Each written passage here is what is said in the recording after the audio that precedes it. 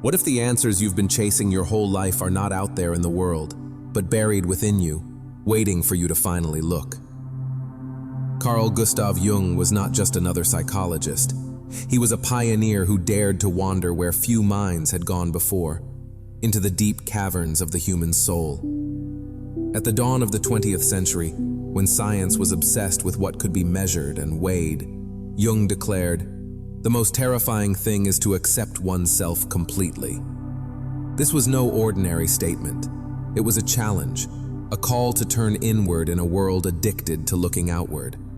While his mentor Sigmund Freud explored the hidden machinery of desire and Alfred Adler studied the relentless pull of power, Jung carved a different path.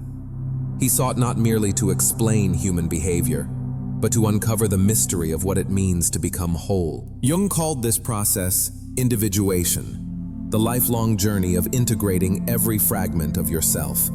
The light you show the world, the shadows you hide, the contradictions you deny.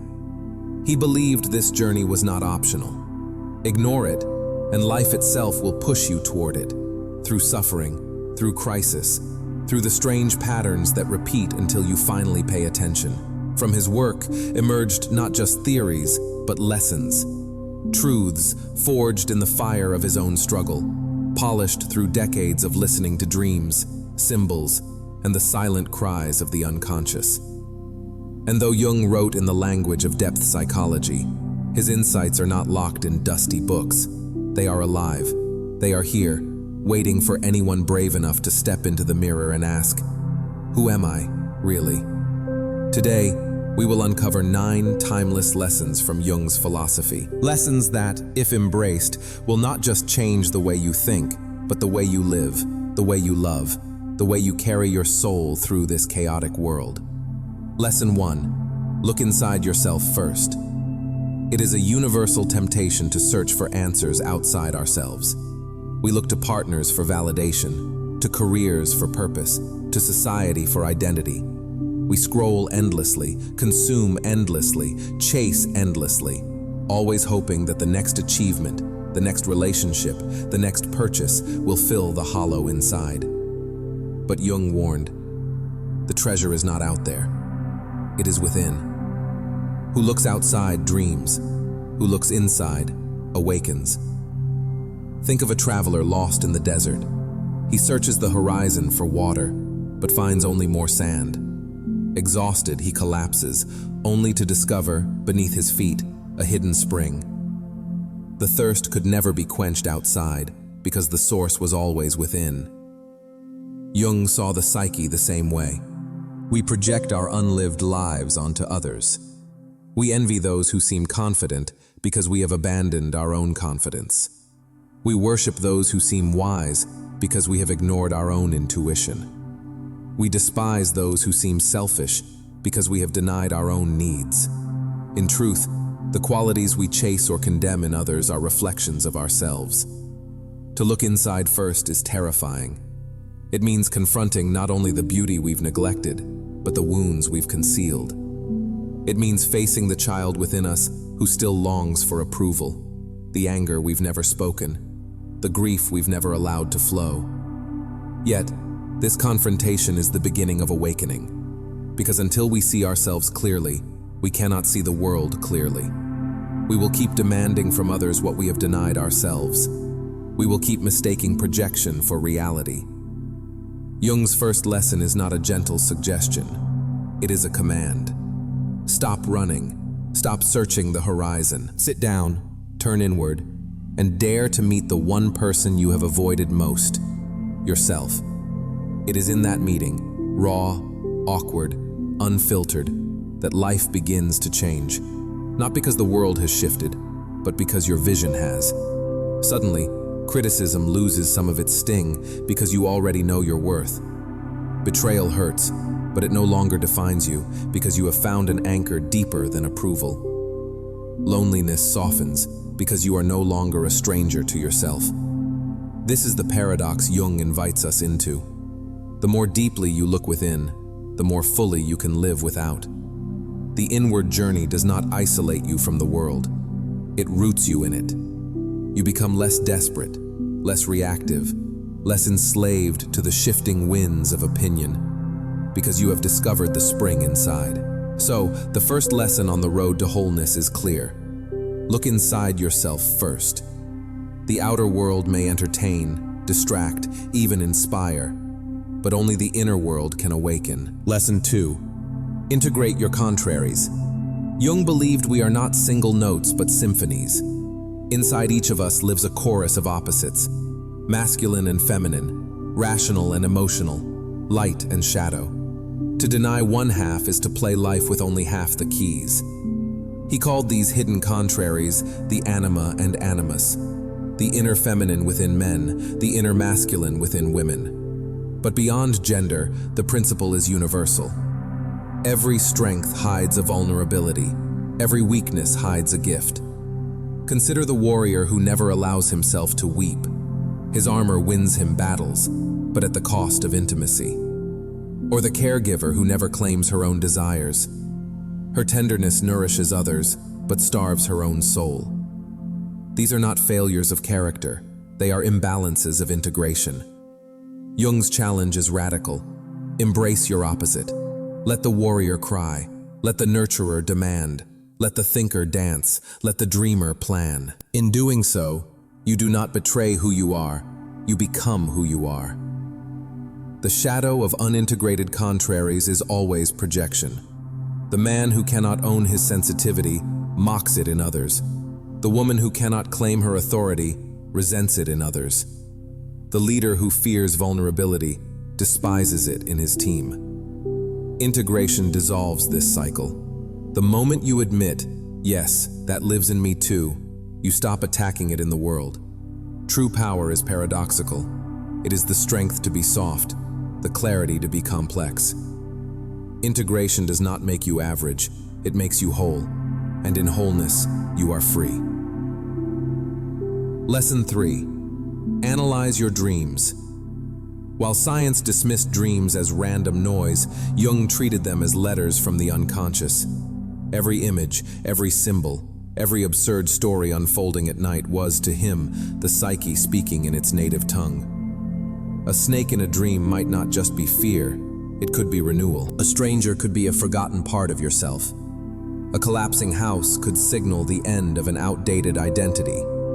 Jung never offered one dictionary of symbols, because meaning is personal. The snake in your dream carries your history, your culture, your associations. He urged us, do not dismiss your dreams. Study them, write them down, let them surprise you. Because in dreams, the shadow sneaks past the persona. In dreams, the parts we ignore in daylight reveal themselves in symbols. Imagine waking from a dream where you are chased. Instead of brushing it off, ask, what am I running from in waking life? Or dreaming of endless climbing, what goal am I straining toward, and what am I ignoring in the process? Dreams are not random. They are mirrors, showing you truths you may be too busy or too afraid to see. Jung's lesson here is simple. Honor your dreams. They are not distractions from reality. They are doorways to it. The unconscious is always speaking. The question is, are you listening? The question 4. Learn to face reality. Perhaps Jung's most bracing lesson is this. Wholeness requires courage to see reality as it is, not as we wish it to be. We live in a culture built on avoidance. Entertainment, distraction, intoxication, all designed to keep us from the rawness of life. But Jung warned, what we resist not only persists, it grows stronger. To face reality is to drop the illusion. To admit that relationships end, dreams collapse, bodies age, death waits. It sounds grim, but denial is grimmer. For the child who refuses to grow up becomes a prisoner of their own illusions. Jung insisted reality, faced honestly, transforms. The grief of loss teaches us to cherish. The failure of plans reveals new paths. The awareness of mortality awakens urgency and depth. Reality does not crush us when we face it, it grounds us. Consider the patient who avoids their illness, pretending it will vanish. Anxiety grows, avoidance spreads. But the moment they face the truth, seek help, name the fear, adjust their life, something shifts. Reality accepted becomes bearable. Reality denied becomes unbearable. To face reality is not to surrender to despair. It is to find the hidden gift within the hard truth. It is to say, yes, this is happening, and yes, I will live through it and be changed by it. Jung's lesson is as clear as it is hard. Stop hiding, stop numbing, face what is. Only then can you move from illusion into life. Lesson 5. Be aware of superstitions. For Jung, superstition was not simply about black cats or broken mirrors. It was about the deeper human tendency to hand our power to forces we do not understand. When we do not know ourselves, when the unconscious runs unchecked, we are vulnerable to the pull of collective myths and irrational fears. He spoke of the collective unconscious, the reservoir of archetypes and inherited images that shape humanity. These patterns whisper through religions, folk tales, even advertising slogans. And while they can guide us, they can also trap us. Superstition grows strongest when we refuse to face our inner life. We call it bad luck when patterns repeat, forgetting it may be our own shadow pulling the strings. We call it destiny when we sabotage ourselves instead of admitting, this was a choice I kept making unconsciously. Jung's lesson is not to mock superstition, but to see through it. Ask, what power am I giving away here? Instead of fearing the omen, face the unconscious behind it. Recognize the archetype at play, the trickster, the hero, the shadow. Once you see it, you are no longer its puppet. To be aware of superstition is to claim your freedom. You are not bound by fate written in the stars. You are shaped by the unconscious, and you can bring it into the light. Question 6. Lesson 6. Think, do not judge. In a world quick to divide, right or wrong, good or bad, us or them, Jung called for something rarer, thought without judgment. Judgment is easy. It closes the case. It gives us the illusion of control. But judgment also blinds us. When we label someone as selfish, we stop asking what wound drives their hunger. When we condemn ourselves as weak, we stop asking what story shaped our struggle. Thinking, by contrast, is slower. It requires humility. It means holding questions instead of clinging to answers. It means seeing not only what people do, but why they do it. Jung believed judgment was a defense of the persona. The mask judges to keep the shadow at bay. To think is to risk empathy. To think is to admit, that flaw I see in you may live in me too. Imagine if, instead of rushing to condemn, we paused to understand. The addict is not only reckless, they are also in pain. The arrogant are not only proud, they are also insecure. The silent are not only cold, they are also afraid. Thinking does not excuse wrongs, but it widens the lens. It transforms enemies into mirrors. Jung's lesson is a challenge to slow down, to replace reflex with reflection. Judgment ends the conversation, thinking deepens it, and in depth, transformation becomes possible.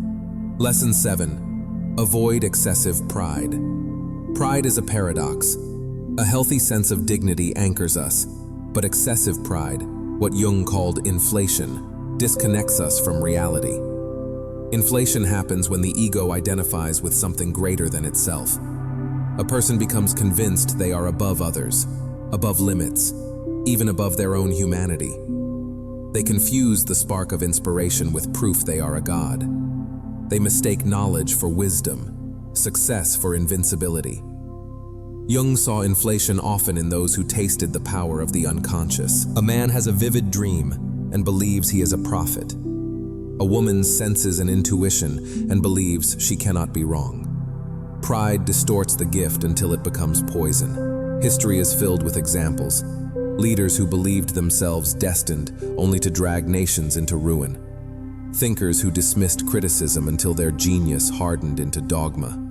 Pride blinds us to shadow, to limits, to the truth that every human is both flawed and unfinished.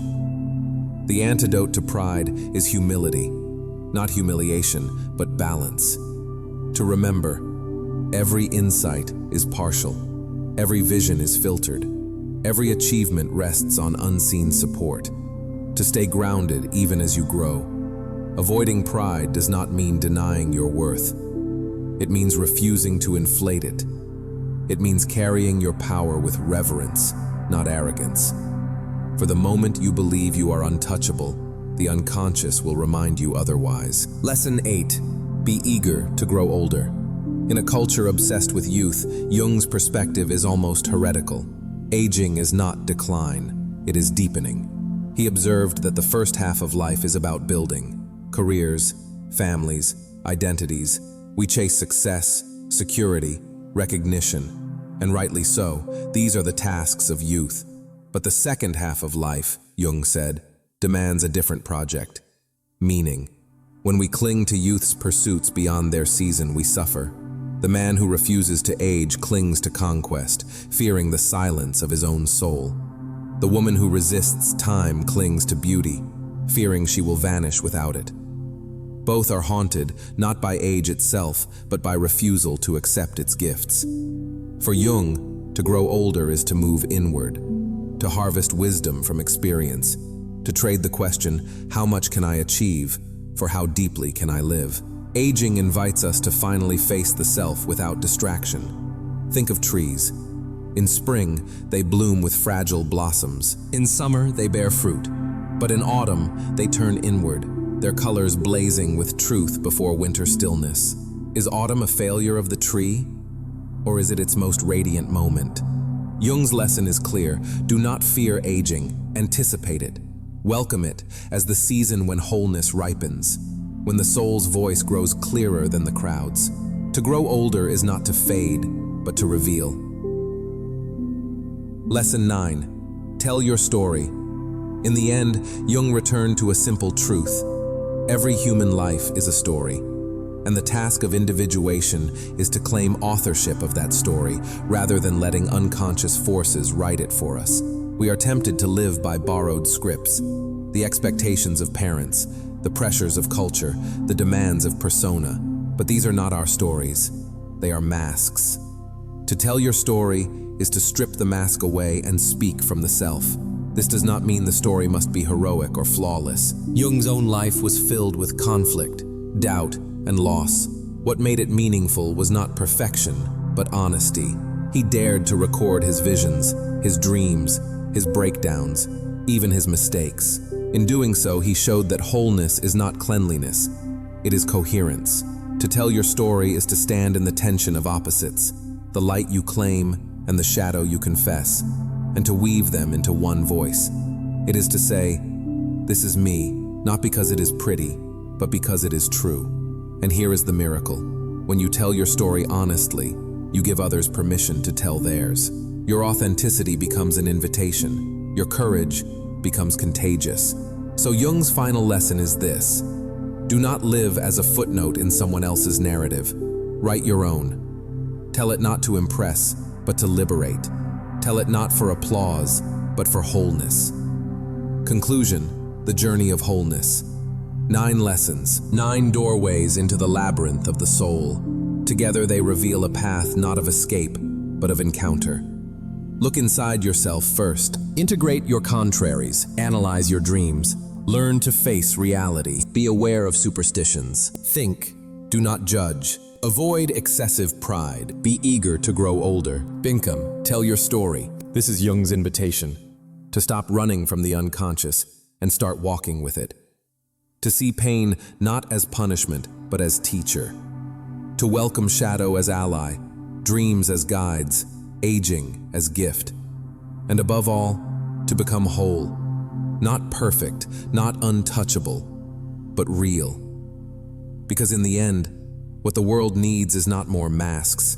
It needs more selves. More people who dare to live their story fully, shadows and all. So the question lingers. Will you keep dreaming outside, or will you awaken within? The journey is waiting. and it begins with you.